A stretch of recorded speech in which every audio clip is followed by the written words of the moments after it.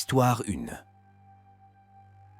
Alors que la famille Hazan s'apprête à développer son activité de cannabis, ils découvrent une vieille serre abandonnée à la périphérie de la ville.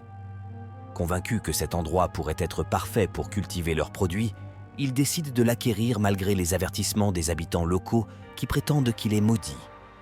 Dès leur première nuit dans la serre, des événements étranges commencent à se produire. Les plantes de cannabis semblent pousser à une vitesse anormale, mais elles dégagent également une aura sinistre qui met mal à l'aise la famille Hazan. Bientôt, des phénomènes encore plus inquiétants surviennent. Des ombres mouvantes dans les coins de la serre, des murmures indistincts entendus dans l'obscurité et des visions cauchemardesques qui hantent les rêves de chacun. Les membres de la famille commencent à craindre que la serre ne soit habitée par une force maléfique qui s'oppose à leur présence. Alors que la terreur s'installe, des disparitions inexplicables se produisent parmi les membres de la famille. Des objets disparaissent mystérieusement et certains membres semblent être possédés par une force invisible qui les pousse à agir de manière irrationnelle et violente. Dans un dernier effort pour sauver sa famille, Joseph Hazan, le patriarche, décide de mener une enquête sur l'histoire sombre de la serre. Il découvre que l'endroit était autrefois utilisé pour des expériences occultes par un groupe de sorciers et que leurs esprits tourmentés hantent toujours les lieux, cherchant à se venger de toute intrusion.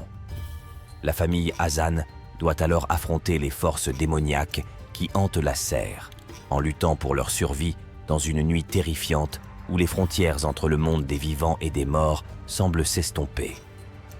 Ils réalisent trop tard qu'ils ont libéré une puissance sombre qu'ils ne peuvent pas contrôler, et que leur lutte pour la survie les entraînera dans les ténèbres les plus profondes de l'horreur. Histoire 2. Alors que la famille Hazan réussit à développer leur entreprise de cannabis, ils décident d'organiser une grande fête pour célébrer leur succès.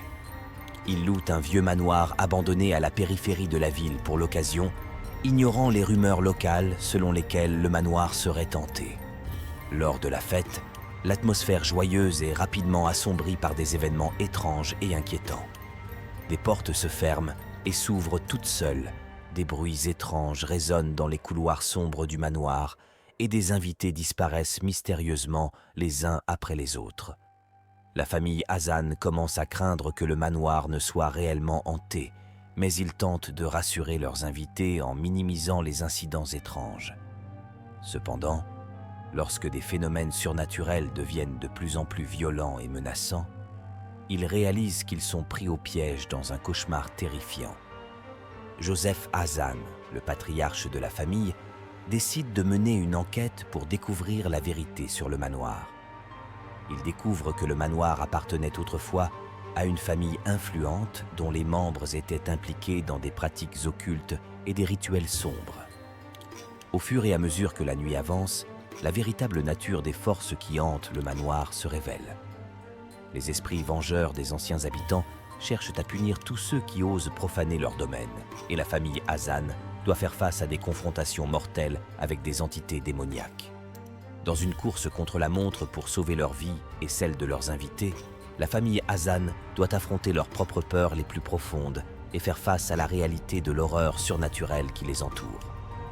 Leur seule chance de survie réside dans leur détermination à affronter les forces du mal qui cherchent à les anéantir avant qu'il ne soit trop tard. Histoire 3. Alors que la famille Hazan prospère dans leur commerce de cannabis, ils décident d'investir dans une nouvelle propriété. Un vieux cinéma abandonné qui était autrefois un lieu de renommée dans la ville.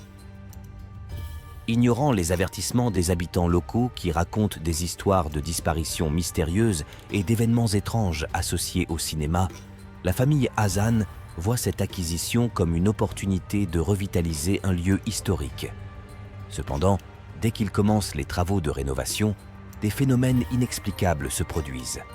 Des lumières s'allument et s'éteignent toutes seules, des ombres se déplacent furtivement dans les coins de la pièce et des murmures indistincts résonnent dans les couloirs sombres du cinéma. Alors que la famille Hazan tente de faire face à ces événements troublants, ils découvrent d'anciens films oubliés dans les profondeurs du cinéma. 6 films semblent avoir été réalisés par un cinéaste inconnu et sont remplis d'images troublantes et de symbolismes sombres. Au fur et à mesure que la famille explore davantage le cinéma, ils se retrouvent piégés dans un monde cauchemardesque où la frontière entre la réalité et la fiction devient floue. Les personnages des films semblent prendre vie, poursuivant la famille Hazan à travers les couloirs labyrinthiques du cinéma dans une série d'épreuves terrifiantes. Joseph Hazan, le patriarche de la famille, réalise que le cinéma cache un sombre secret lié à son passé macabre.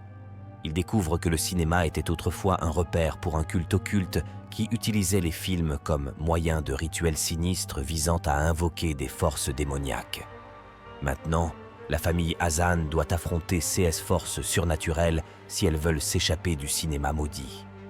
Avec le temps qui presse et les ténèbres qui s'intensifient, ils doivent trouver un moyen de rompre le lien entre le monde réel et le monde des films avant qu'il ne soit trop tard et qu'ils ne deviennent prisonniers de l'horreur pour l'éternité.